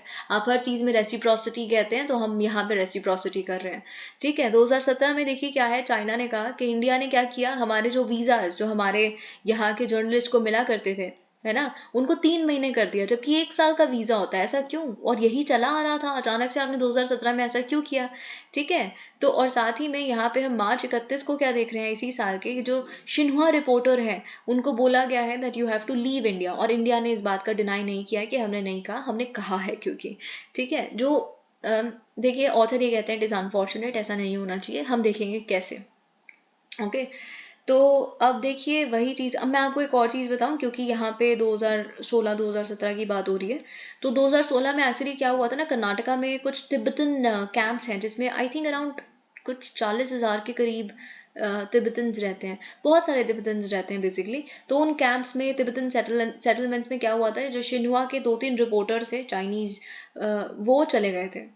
और इंडिया, आप जानते हैं जो तिब्बतन्स हैं उनको एक स्पेशल प्रोटेक्शन प्रोवाइड करते हैं, क्योंकि हमारे नेशनल सिक्योरिटी के परस्पेक्टिव से भी बहुत सेंसिटिव मैटर है ये। और आप जानते हैं कि चाइना की वन चाइना पॉलिसी, वो तिब्बतन्स को ये वो सब जानते हैं हम, ठीक है। तो वो कर्नाटका चले गए, और किसी को भी अगर बेसिकली उनसे मिलने जाना है तो उनको एक स्पेशल परमिट चाहिए होती है होम मिनिस्ट्री से, ठीक है। और ऑफ कोर्स आपको बताना पड़ता है कि हम उनसे मिलने जा रहे हैं, क्योंकि अगर किसी फॉरेनर को मिलना है तो स्पेशली, ठीक है। तो लेकिन ये जो शिन्हुआ के रिपोर्टर्स थे ये दोनों चले गए बिना कोई परमिशन लिए हुए, वहां चले गए मिलने के लिए, और वहां जाके हमें पता चला कि ये लोग चाइनीज है और यहाँ आए हैं और कोई परमिशन भी इन्होंने ली, जो ऑफ कोर्स एक सिक्योरिटी थ्रेट भी था। और वो लोग डरते हैं कि फॉल्स रिपोर्टिंग या जो भी, क्योंकि उनके लिए भी थ्रेट है चाइना एक, तिब्बतन्स के लिए, है ना, तभी तो वो वहां से रिफ्यूजीज बन के भारत आए थे। तो ये सब कुछ आप जानते हैं। तो उसके बाद हमने बेसिकली रिटेलिएट किया था 2017 में, जैसे कि अभी आप पढ़ रहे हैं कि हमने 3 महीने कर दिया वीज़ा की जो टेन्योर था, 1 साल को कट करके। तो बस वही चाइना कह रहा है कि हम तो बस रेसिप्रोकेट कर रहे हैं, nothing else and all of that, ठीक है। तो ये चीज़ यहाँ लिखा है, indeed until 2016 the troubles began that year, okay this I've explained, India appears to increasingly, अब देखिए क्या है कि इंडिया एक्चुअल में थोड़ा यहाँ पे टाइटन करता जा रहा है अपनी स्क्रूटनी फॉरेन रिपोर्टर्स पे, सिर्फ चाइनीज़ पे नहीं वैसे भी, ठीक है। लेकिन पर बात यह है, ऑथर थोड़ा याद दिलाते हैं कि G20 की अगर हम होस्ट हैं और हम बहुत बातें कर रहे हैं डेमोक्रेसी के बारे में, उसकी स्ट्रेंथ के बारे में, लेकिन एक और बात देखिए, यहाँ पे बहुत सारी चीज़ें हैं कि हमने BBC डॉक्यूमेंट्री पे जो जिस तरह की सेंसरशिप, यहाँ पे अगर हम वर्ड यूज़ कर सकते जैसे भी, खैर I am not getting into that, पर ऐसी बहुत सारी चीज़ें हम देख रहे हैं ऑपोजिशन पे या CBI वगैरह, बहुत कुछ हम ये ऐसा रिसेंटली देख रहे हैं। तो बहुत सारे ऑथर्स ये लिखते हैं कि अगर आप एक मच्योर डेमोक्रेसी है और देखिए एक जो देश बढ़ रहा है, एक सरकार है जो इतना बड़ा देश चला रही है, तो वो इनसिक्योर होना अफोर्ड नहीं कर सकती। डेमोक्रेसी कभी भी इनसिक्योर नहीं होती। वहाँ आपके बारे में कोई कुछ भी बोले, आपको नहीं फर्क पड़ना चाहिए। बोलते तो हम भी बहुत कुछ हैं ट्रम्प के बारे में या बाहर वालों के बारे में, तो लेकिन हम काफ़ी कहते हैं कि बाहर वाले हमारे बारे में नहीं बोल सकते। थोड़ा हमारा जो ऑफेंसिव है, it has gone up, although we know कि हमें अच्छा भी लगता है कि हमारे जो डिप्लोमैट्स है वो अगर अपना स्टैंड लेते हैं, but definitely our offensive has gone up, we have upped the ante, there's no doubt about that. But as a democracy, basically यहाँ पे बस ऑथर ये कहने की कोशिश कर रहे हैं, हम थोड़ा इनसिक्योर दिखते हैं कि हमारी छवि खराब हो रही है। हम बार बार ये कहने से एक कॉन्फिडेंट इंसान की छवि कोई खराब नहीं कर सकता, क्योंकि उसे फर्क ही नहीं पड़ता कोई इसके बारे में क्या कह रहा है। तो ये चीज़ बेसिकली यहाँ पे ऑथर कहने की कोशिश करें that we appear to show our insecurity, that's wrong. Okay, अगर कोई कुछ भी कह रहा है, BBC डॉक्यूमेंट्री आई है, कोई कुछ भी बना रहा है, बनाए, इसमें कहाँ से कुछ मुबली बात हो गई, ये ऑथर कह रहे हैं। आप इसे क्या कंक्लूड करते हैं मुझे इसमें नहीं जाना, ठीक है। पर यहाँ पे वही बात की गई है कि while New Delhi is right to scrutinize, बिल्कुल जो अगर कोई नॉन जर्नलिस्टिक एक्टिविटीज ये शिनुआ के जो रिपोर्टर्स हैं वहां चले गए, बिल्कुल गलत था। अगर कहीं चाइनीज रिपोर्टर्स ऐसे हैं, और हमें तो इन पे डाउट है भी है, क्योंकि जो इनका चाइना लिंक है भाई स्कैम्स में निकल रहा है, आईटी रेड जो हो रही है साफ पता चल रहा है, लेकिन सारे गलत है ऐसा नहीं हो सकता। और जर्नलिज्म में भी डेमोक्रेसी की ज़रूरत है, फ्रीडम की ज़रूरत है, और सबको अगर आप ऐसे करेंगे तो काउंटर प्रोडक्टिव हो सकता है ना। और साथ ही में एक अगर हम चाइना की बात करें, चाइना तो हमें बहुत ही नेगेटिवली दिखाता है। चाइना का जो मीडिया कवरेज है, जो वहां से वो रिपोर्ट कर रहे हैं, वो सब नेगेटिव है। तो जो ग्राउंड रिपोर्टर्स हैं ना शिन्हुआ के और बाकी और यहाँ जर्नलिस्ट के चाइनीज के, तो वो ग्राउंड रिपोर्ट दिखाते हैं, तो वो थोड़ा मल्टी फेसेटेड होता है और अच्छी साइड भी दिखाते हैं, इंडिया की एक्चुअल साइड दिखाते हैं। तो वैसे ही अगर ये सारे भी यहाँ से चले जाएंगे, तो क्योंकि हमने उनको बोल दिया that you are to leave, तो वो चीज़ खत्म हो जाएगी, ठीक है। तो वो जो अब बिल्कुल ही नेगेटिव दिखेगा, मल्टी फेसेटेड तो आप छोड़ दीजिए, ओके बीजिंग। और साथ ही में अगर हम इंडिया की बात करें तो ये खैर रेसिप्रोसिटी की बात करते हैं, ये तो हमें बहुत ही बुरा ट्रीट करते हैं, है ना। फिर भी जैसे इंडिया में क्या है, अगर ये शिनुआ वगैरह यहाँ से चले भी जाएंगे तो कोई फर्क नहीं पड़ता, उनके जो जर्नलिस्ट हैं यहाँ से चले भी जाएंगे तो जो कंपनीज हैं वो इंडियंस को ही बेसिकली हायर करके और फिर उन्हीं से रिपोर्टिंग करवा सकती हैं और फिर बाहर दिखा सकती हैं। हम इतना तो अलाउ करते हैं, वो तो हमें ये भी अलाउ नहीं करते। जो हमारे जर्नलिस्ट यहाँ से जाते हैं, जो हमारी कोई जर्नलिस्टिक कंपनी है, अगर वो इंडिया की जो चाइना की ग्राउंड रिपोर्टिंग करना चाहती है, तो हम चाइनीज़ को ही हायर करके और वहाँ का चाइना का ग्राउंड रिपोर्ट हम दिखा ही नहीं सकते, क्योंकि वो अलाउ नहीं करते, ठीक है। तो वही चीज़ यहाँ लिखी है। देखिए उन्होंने कहा कि अगर हमारी जो ग्राउंड रिपोर्टिंग है वो और अच्छी होती है एक दूसरे की कंट्रीज़ में, क्योंकि हम बहुत बड़ी कंट्रीज़ हैं, एशियन सेंचुरी की हम बात करते हैं, तो जो पिवट है वो हम दोनों ही हैं। तो अगर जो अभी रिसेंटली एक र्यूमर फैला था जो बिल्कुल ही रबिश था, एकदम बहुत ही रबिश, कि कू हो गया है चाइना में, और इंडिया में आप जानते हैं कि इंडिया के कितने जो मीडिया हाउसेस थे इसको प्रोपोगेट कर रहे थे, और नॉनसेंसिकली बेसिकली। क्यों? अगर ग्राउंड रिपोर्टिंग होती तो कभी ऐसा होता ही ना, इतना बड़ा र्यूमर कि कू हो गया है, शी जिनपिंग को सरकार गिरा दिया वहाँ की मिलिट्री ने। वैसे थोड़ा लॉजिकली सोचिए, पॉसिबल भी था।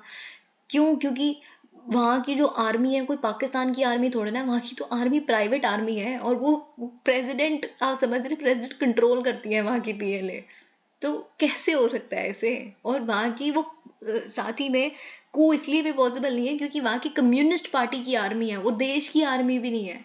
I will get my point. तो थोड़ा इलॉजिकल भी था, लेकिन जो थोड़े सेंसिबल मीडिया हाउसेज हैं उन्होंने नहीं दिखाया था। पर फिर भी बात यह है कि अगर हो तो कुछ भी सकता ही है। खैर अगर हम थोड़ा ब्रॉड टर्म्स में देखें तो वो ना होता अगर एक ग्राउंड रिपोर्टिंग उस तरह की एग्जिस्ट करती होती।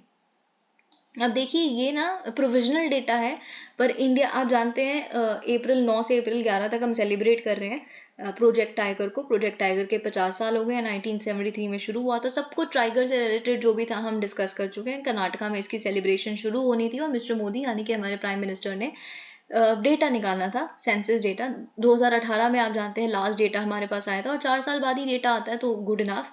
2018 का डेटा आप जानते हैं कि टाइगर्स की पॉपुलेशन क्या बताता है। तो अब क्या है, टाइगर की पॉपुलेशन हमें जो प्रोविजनल डेटा है, फुल डेटा नहीं है ये, India has at least 3167 tigers according to estimates from the latest tiger census made public on Sunday.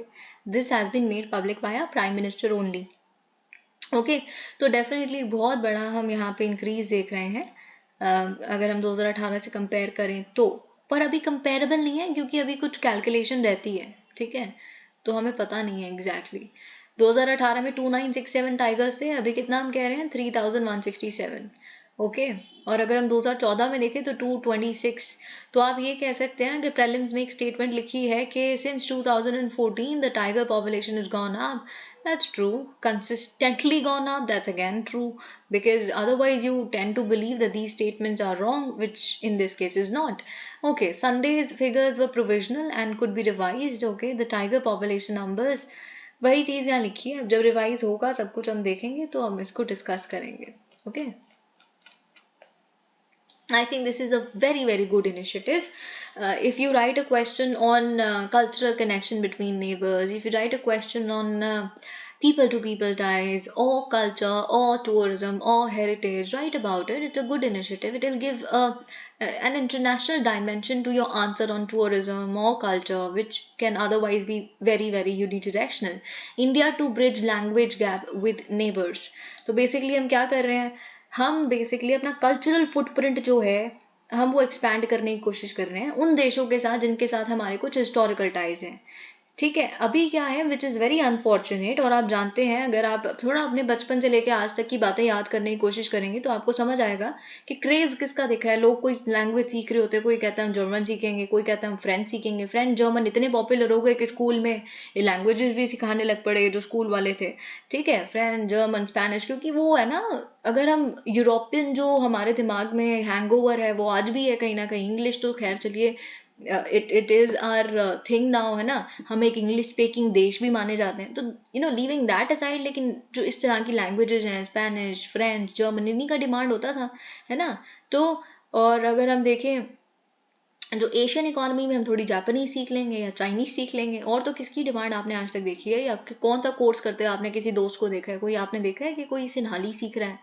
ऐसा तो कुछ नहीं होता, विच इज़ वेरी अनफॉर्चुनेट। अगर हम कह रहे हैं पीपल टू पीपल टाइज हमारे इतने स्ट्रॉन्ग है से कजाकिस्तान के साथ, अगर हम सेंट्रल एशिया में, आप देखिए ये आंसर, ये जो पॉइंट है ये आप अपने सेंट्रल एशिया पे आंसर आता है, या है ना, उस पर भी आप लिख सकते हैं।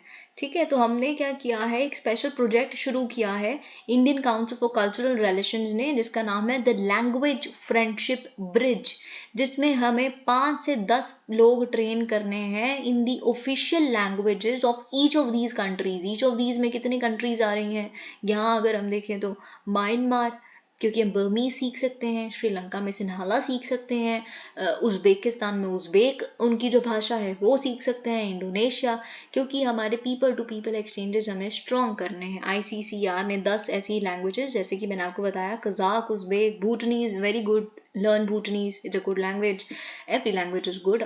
पर यहाँ पे जैसे आप देख सकते हैं बर्मीज, ठीक है, थाई, है ना, सिन्हालीज, बहासा, ठीक है, जो इंडोनेशिया मलेशिया दोनों में बोली जाती है। तो ये सारी चीज़ें यहाँ पे लिखी हैं, which would definitely be a very good thing. अभी देखिए इंडिया में बहुत कम ऐसे यूनिवर्सिटीज़ हैं, है ना, जैसे बनारस हिंदू यूनिवर्सिटी है, वहाँ पे कुछ जैसे लैंग्वेजेस सिखाई जाती हैं। तो अभी और इसको प्रेरित किया जाएगा तो मे बी जो और जगहें हैं वो आप देखेंगे सर्टिफिकेट कोर्स इशू कर रही होंगी। ओके, तो वो हम देखेंगे। Israel attacks Syrian targets in response to rocket fire. Okay, अब देखिए हम यहाँ पे क्या देख रहे हैं, इजराइल और पैलेस्टीन का जो झगड़ा है उसको हम स्पिल ओवर होते देख रहे हैं। रिसेंटली हमने क्या देखा था कि लेबनान से भी अटैक्स हो रहे हैं इजराइल के ऊपर, फिर इजराइल क्या कर रहा है, काउंटर अटैक्स कर रहा है।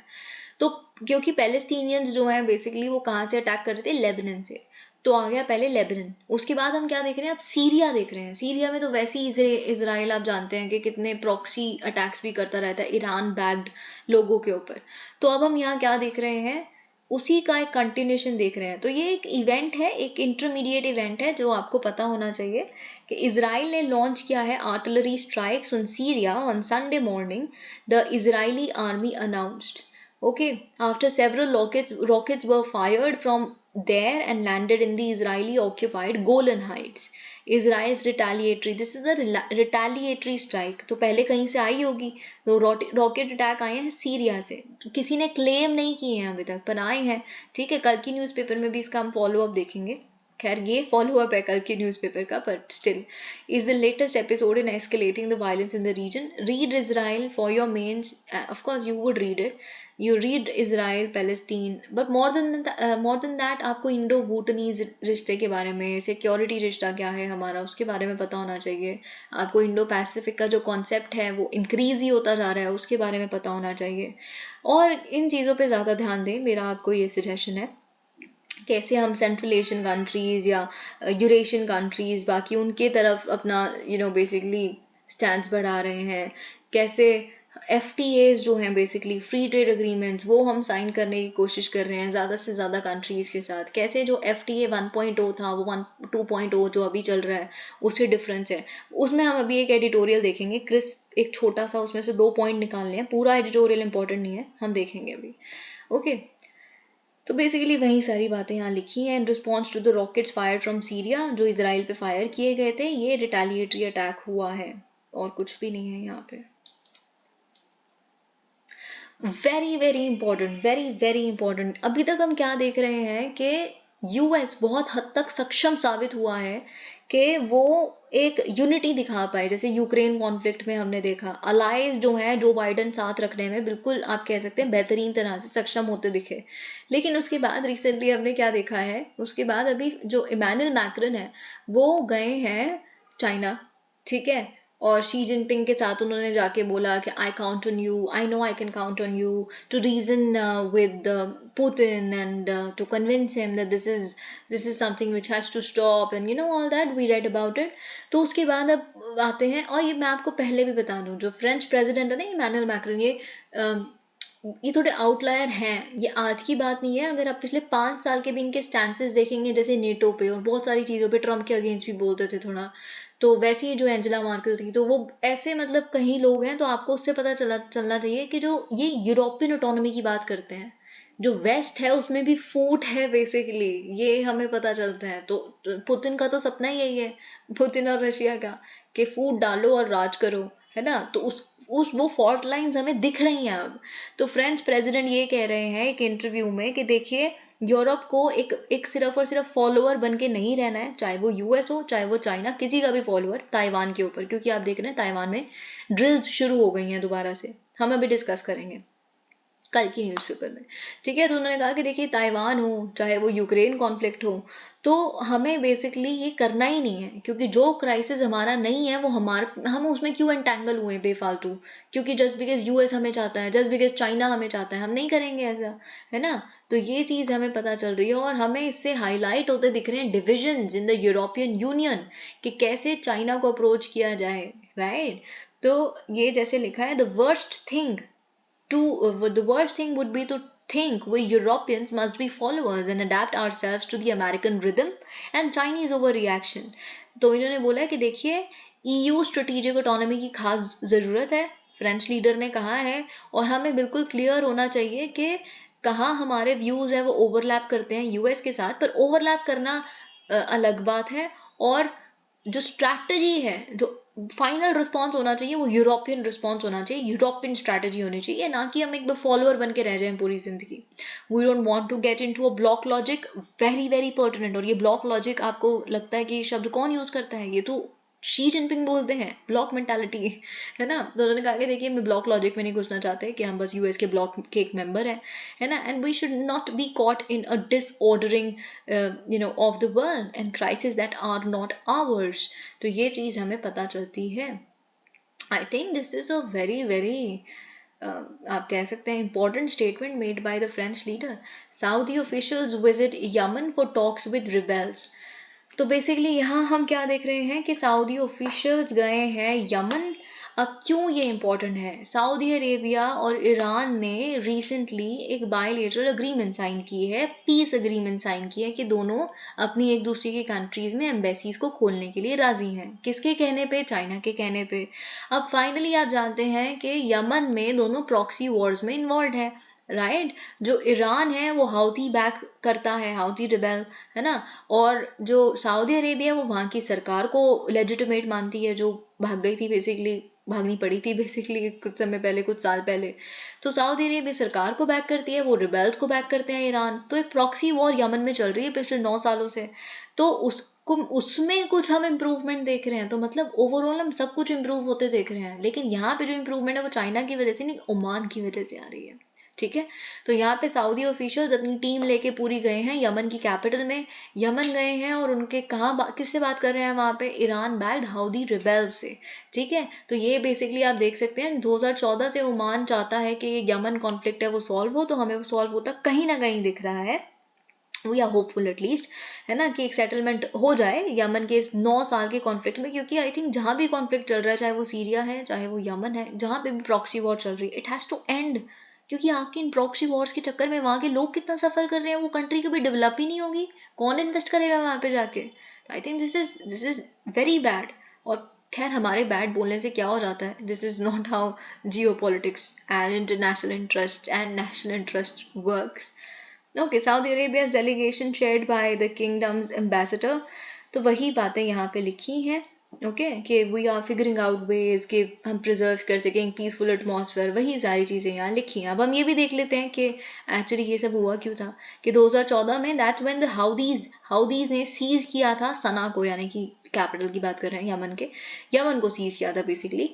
और कंट्री का जो मोस्ट पोर्शन है नॉर्थ का, वो हाउदी रिबेल्स ही बेसिकली गवर्न करते हैं।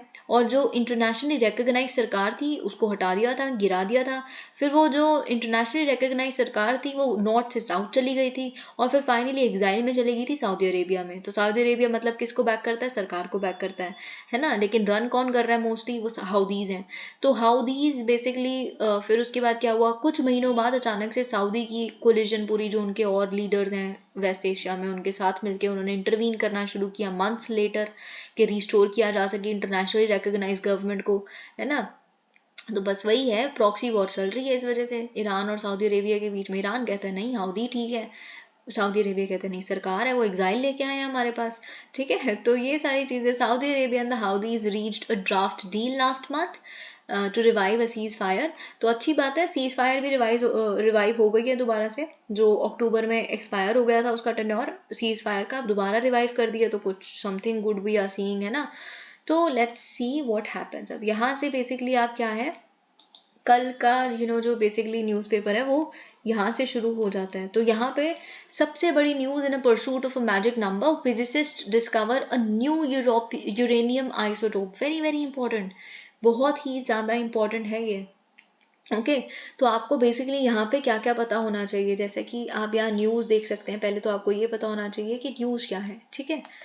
तो if I just read it, फिर उसके बाद हम देखते हैं कि आपको और क्या पता होना चाहिए आपके प्रीलिम्स की पर्सपेक्टिव से, ओके। और आपके मेंस की पर्सपेक्टिव से मैं आपको बताऊं, क्योंकि ये इतनी बड़ी न्यूज़ है कि हमें यूरेनियम का आइसोटोप मिला है एक नया। तो आप प्लीज़ अपने GS1 के पर्सपेक्टिव से, क्योंकि वहाँ नेचुरल रिसोर्सेज की डिस्ट्रीब्यूशन की बात होती है, तो आप उसमें यूरेनियम की डिस्ट्रीब्यूशन पढ़ के जाइए, क्योंकि रिसेंटली हम मोनाजाइट सैंड से रिलेटेड भी बहुत कुछ देख रहे हैं द हिंदू में आता हुआ। तो आप प्लीज़ वो भी पढ़ के जाएं, डिस्ट्रीब्यूशन कहाँ है, Australia, Kazakhstan and all of that. थोड़ा सा मैं अभी आपको बता दूंगी, पर आप पढ़ के जाइएगा।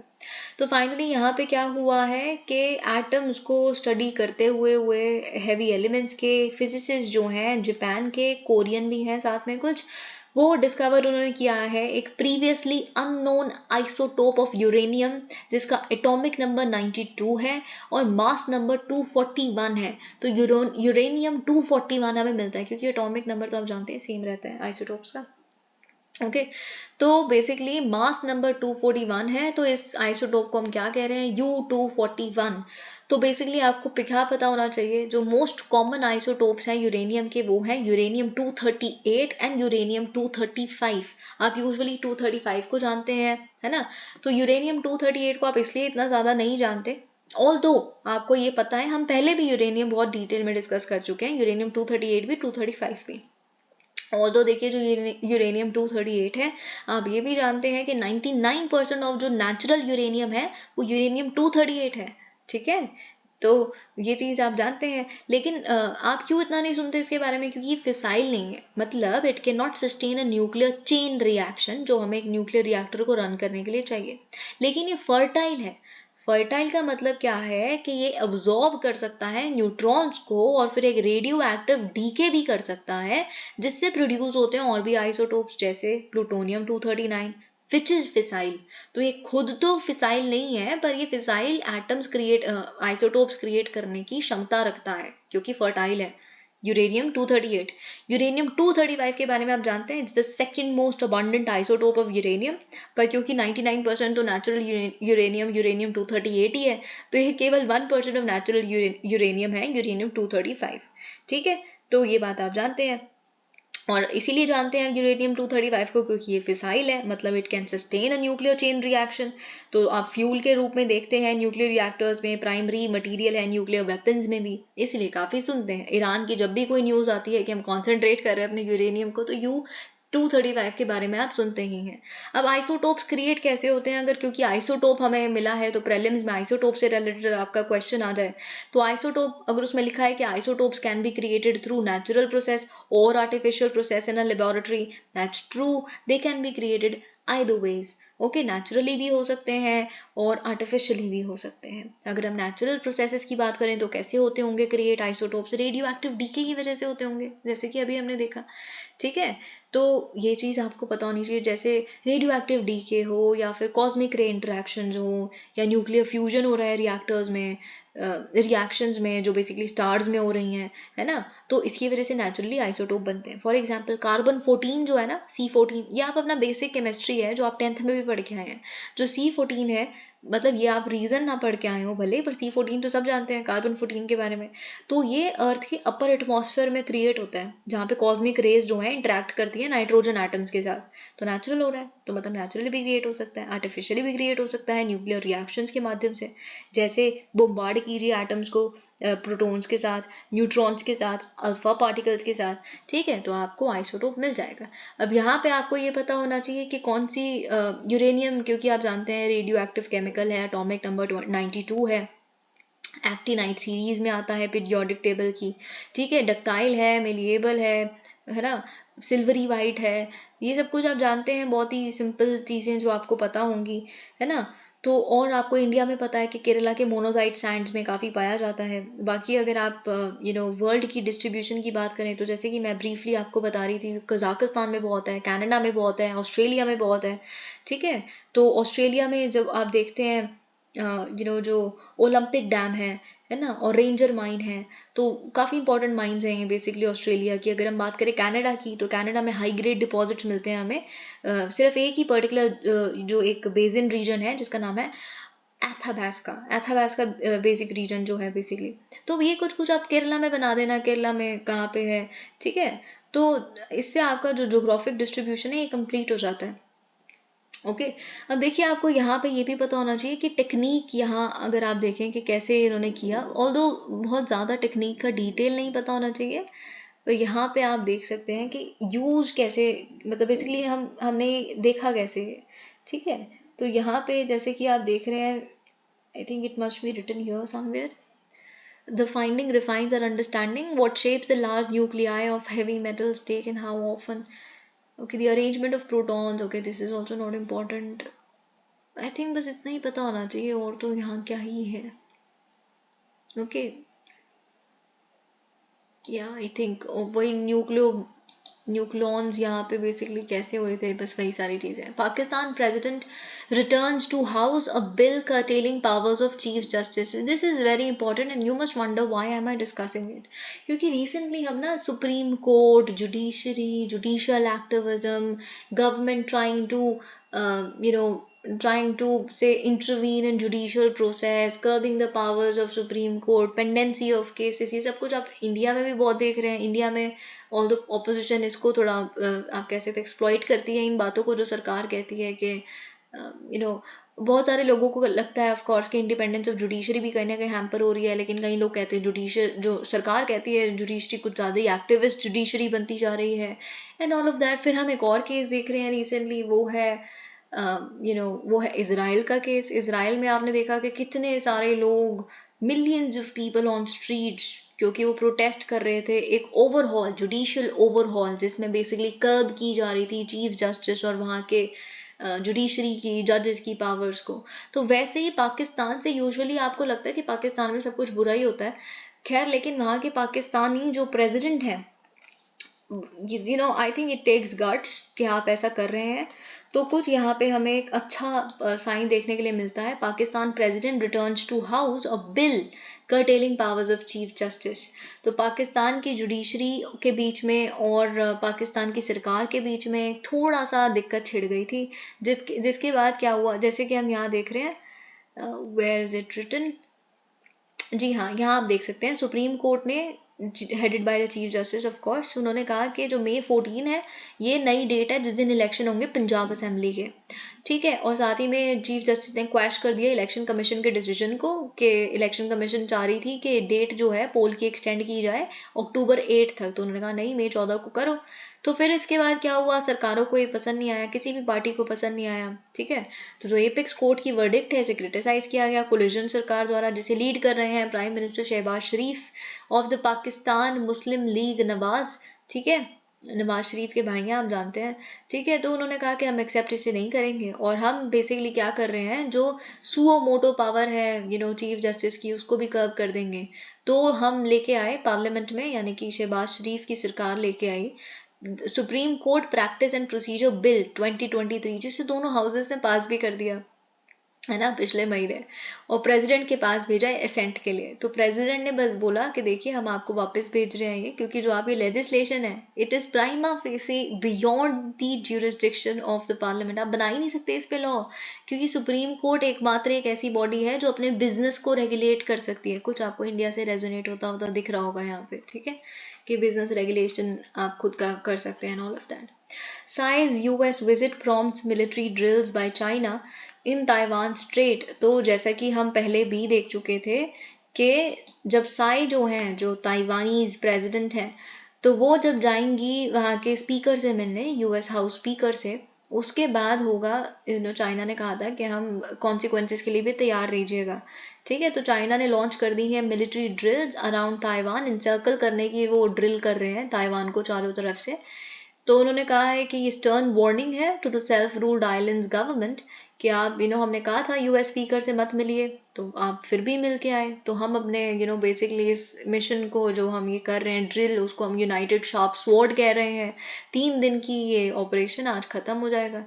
तो वही सारी ये चीज़ हम देख रहे हैं, बहुत सारे तरह के इसमें एक्सरसाइजेज होंगी, ड्रिल्स होंगी, ओके। लेकिन साई ने भी कह दिया है कि हम डरते नहीं हैं, हम कंडेम करते हैं। साथ ही में जो आपकी कंटिन्यूड अथॉरिटेरियन एक्सपेंशनिज्म है उसमें हम US का साथ लेंगे और हमें कोई झिझक नहीं है इसको एक्सेप्ट करने से। Israel starts calling up army reservist after latest attack in Tel Aviv kills an Italian. तो बेसिकली रिजर्विस्ट जो हैं, जो बेसिकली सिविलियंस और जिनको बेसिकली स्पेशल इमरजेंसी केसेस के लिए बुलाया जाता है, वॉलंटरी वो अपनी कंट्रीब्यूशन देते हैं, चाहे वो आर्मी में हो चाहे वो पुलिस के लोग हों, तो उनको बेसिकली अब कॉल आउट किया गया है, क्योंकि जो आपने यहाँ पे अटैक्स देखे हैं उसमें एक इटालियन की भी जान चली गई है, ठीक है। तो उसकी वजह से वही चीज़ यहाँ लिखी है। लेकिन जो हमस है बेसिकली, तो उनका ये कहना है कि ये तो बिल्कुल नेचुरल है। आप जानते हैं ना इसका सारा ओरिजिन क्या है, हम डिस्कस कर चुके हैं। अल अक्सा मॉस्क में जो पैलेस्टीनियंस और इजरायली आर्मी के बीच में थोड़ा क्लैश हो गया था, उसकी वजह से तो फिर हमस कह रहा है कि ठीक है अब आप भुगतेंगे, ये तो नेचुरल ही है कि ऐसे अटैक्स होंगे और उसमें लोगों की जान जाएगी। जब आप हमारे इस महीने में इतने पायस आप ऐसा बिहेव करेंगे या ऐसी तरह के क्लैशेस करेंगे, वो भी मॉस्क के अंदर, तो this would happen. Trials can be transferred only in exceptional cases, Supreme Court. Now the case is not important. Only ये जो डायरेक्शन दी गई है सुप्रीम कोर्ट ने कहा है कि देखिए ऐसे थोड़े ना आप मान कर सकते हो कि हमारे यहाँ पे बायस बिहेवियर हो रहा है इस जुडिशरी में। ऐसे तो जुडिशरी पे क्वेश्चन उठ जाता है ना। तो यहाँ बायस ट्रायल हो रहा है, तो जो हमारा ट्रायल है वो बाहर शिफ्ट कर दिया जाए किसी और स्टेट में, वेस्ट बंगाल से असम ले जाओ, तो ये गलत है। हर तरह का जो बॉडी है वो इक्वली अच्छे से फंक्शन कर रही है हमारे देश की। तो आप ये बिल्कुल एक्सेप्शनल सर्कमस्टांसेस जब तक ना हो तब तक कोई भी जो केस है वो ट्रांसफ़र नहीं किया जाएगा, ठीक है। तो ये चीज़ बेसिकली हमें सुप्रीम कोर्ट बोलते हुए दिख रही है। Thank you so much, please like the video.